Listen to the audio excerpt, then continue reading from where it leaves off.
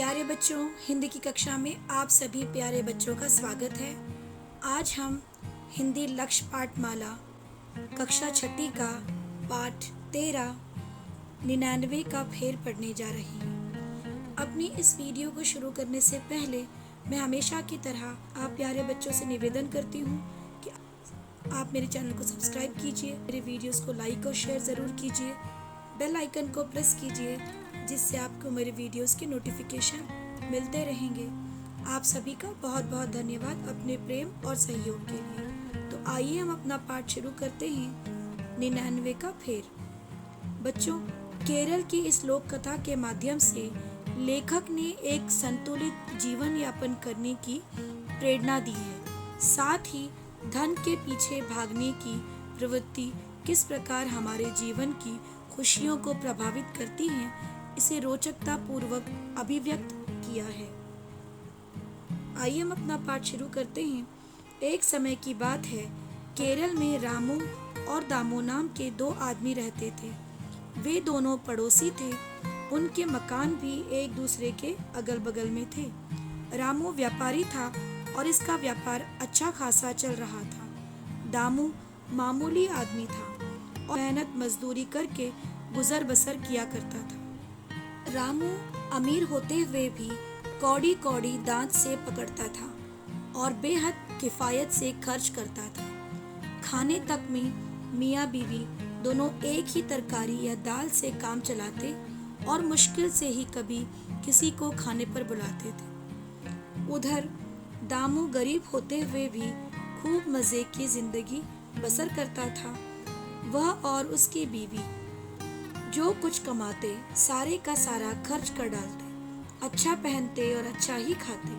अपने दोस्तों और रिश्तेदारों को अक्सर खाने पर बुलाते और रात के समय खड़ताल या तालियां बजा बजा कर तरह तरह के गीत गाते रहते। बच्चों, यह पाठ केरल के रहने वाले रामू और दामू नामी दो आदमियों की कहानी है। वे दोनों पड़ोसी भी थे और उनके मकान जो है एक दूसरे के अगल बगल में ही थे। रामू व्यापारी था और उसका व्यापार अच्छा खासा चल रहा था। दामू एक मामूली सा आदमी था और मेहनत मजदूरी करके अपना किसी तरह गुजर बसर करता था। रामू अमीर होते हुए भी बहुत ही किफायत से यानी बचत के साथ अपना खर्च किया करता था और खाने में भी दोनों मियाँ बीवी एक ही तरकारी या दाल काम चलाते और मुश्किल से ही कभी किसी को खाने पर बुलाते थे। उधर दूसरी तरफ दामू गरीब होते हुए भी खूब मजे से अपनी जिंदगी गुजार रहा था और उसकी बीवी और वो दोनों भी जो कमाते थे वो बहुत अच्छा खाते थे, बहुत अच्छा पहनते थे और बहुत सारे लोगों को अपने घर बुलाते थे खाने पर। और रात के समय तालियां बजा बजा कर तरह तरह के गीत गाते थे और बहुत खुश थे अपने जीवन में। आइए पाठ को आगे पढ़ते हैं। रामू की बीवी का नाम शोभा था। वह अक्सर सोचती रहती कि यह दामू इस तरह ठाठ से पैसा खर्च करके इतनी बेफिक्री और आनंद से कैसे रह लेता है। शोभा के पति के पास दामू से कई अधिक रुपया पैसा था, फिर भी उनके लिए बचत करना बड़ा मुश्किल था। वे कई बार कुछ खरीदना चाहते पर नहीं खरीद पाते थे। शोभा दामू और उसकी बीवी चीरू को देखती रहती और उनके सुखी जीवन का रहस्य जानने की कोशिश करती, मगर 1000 बार सोचने पर भी उसकी समझ में कुछ न आता। दोपहर के समय शोभा और चीरू अपने अपने दरवाजे पर खड़ी होकर एक दूसरे से खूब बातें करती। एक बार शोभा ने चीरू से पूछा, तुम लोग कैसे इतने ठाठ से पैसा खर्च करते हो और ऐसी बेफिक्री और खुशहाली की जिंदगी बिता लेते हो।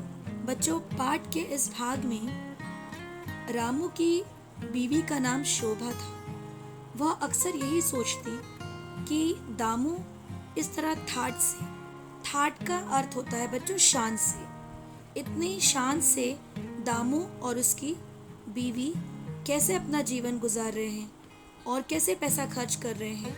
इतनी बेफिक्री, यानी बेफिक्री का अर्थ होता है बिना फिक्र के, और आनंद से कैसे रह लेते हैं। शोभा के पति के पास, दामू के पास बहुत पैसे थे, लेकिन वह बहुत मुश्किल से ही बचत कर पाते थे। कई बार कुछ खरीदना चाहते थे लेकिन नहीं खरीद पाते थे। रामू की बीवी का नाम शोभा था और दामू की बीवी का नाम चीरू था, और वह देख रही थी कि दामू और चीरू किस प्रकार अपना जीवन गुजार रहे हैं, बहुत खुश हैं, हंसते खेलते रहते हैं, उन्हें किसी तरह की कोई फिक्र नहीं है और वो इसी विषय में सोचती हैं। दोपहर के समय जब शोभा और चीरू अपने अपने दरवाजे पर खड़ी होकर एक दूसरे से बातें कर रही थी, तो एक बार शोभा ने चीरू से पूछ ही लिया कि तुम लोग इतनी शान से कैसे रहते हो, पैसे कैसे खर्च करते हो, इतनी बेफिक्री का जीवन कैसे गुजार रहे हो, तुम अपने जीवन में इतने खुशहाल कैसे रहते हो, उसने पूछ ही लिया। तो आइए पाठ का अगला भाग पढ़ते हैं। मैं क्या जानूं, चीरू ने मुस्कुराकर उत्तर दिया। शोभा की समस्या हल नहीं हुई। उसने अपना प्रश्न अपने पति के सामने रखा। मेरी रानी, उसने मुस्कुराकर कहा, दामू और उसकी बीवी बेफिक्री की जिंदगी बिताते हैं, वह कोई बड़े ताज्जुब की बात नहीं है। बात सिर्फ इतनी है कि बेचारा दामू अभी 99 के फेर में नहीं पड़ा। 99 का फेर, यह क्या होता है? उसकी बीवी ने पूछा।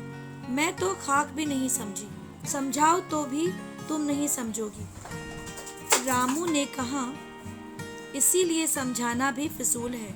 कुछ चीजें ऐसी होती हैं जिन्हें समझने से पहले खुद देखना जरूरी होता है। कुछ दिन और ठहरो, तुम अपने आप समझ जाओगी। रामू ने आगे कहा। इस उत्तर से उसकी बीवी संतुष्ट हो गई। कुछ दिन बाद शोभा ने देखा कि पड़ोस के घर में कुछ बदला बदला नजर आने लगा। दामू और उसकी बीवी के रंग ढंग ही बदल गए। अब उनके घर न तो मछली तलने की सुगंध आती, न रोगन जोश उबलने की। उसने यह भी देखा कि दामू के घर रिश्तेदार और दोस्त लोग आते जाते तो हैं, पर अब किसी को खाने की दावत पर नहीं बुलाया जाता है। और तो और रात भर गाए जाने वाले गीत भी नदारद हो गए हैं। चीरू दिन भर बैठी नारियल के पत्तों की चटाइयाँ बुनती रहती और शाम होते ही उन्हें बाजार में बेचने चली जाती। रात के समय दामू भी चीरू के साथ बैठ जाता और फिर दोनों चटाइयाँ बुनने लगते। पाठ के इस भाग में जब शोभा चीरू से पूछती हैं कि तुम्हारे इतने सुखी जीवन का क्या रहस्य है, क्या राज है, तो चीरू उत्तर देती है कि मैं क्या जानूं, यानी मुझे कुछ जानकारी नहीं है, मुझे नहीं पता कि हमारा जीवन इतना सुखमय कैसे है। शोभा की जो समस्या थी, उसका प्रश्न था, वो वहीं के वहीं रह गया और उसने अपना यह प्रश्न अपने पति से पूछ लिया। पति ने मुस्कुराकर जवाब दिया कि दामू और उसकी बीवी जो हैं, वो बेफिक्री का जीवन जो गुजार रहे हैं, उसमें कोई ताज्जुब नहीं है, उसमें कोई हैरानी की बात नहीं है बच्चों। बात सिर्फ इतनी है कि बेचारे दामू अभी 99 के फेर में नहीं पड़े हैं।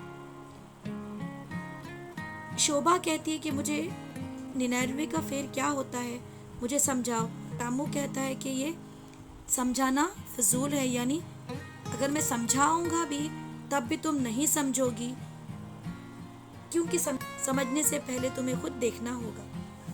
कुछ दिन बीत गए और रामू ने कहा कि तुम कुछ दिन ठहर जाओ, तुम्हें खुद ही समझ में आ जाएगा। और उसके इस उत्तर से रामू की बीवी शोभा संतुष्ट भी हो गई।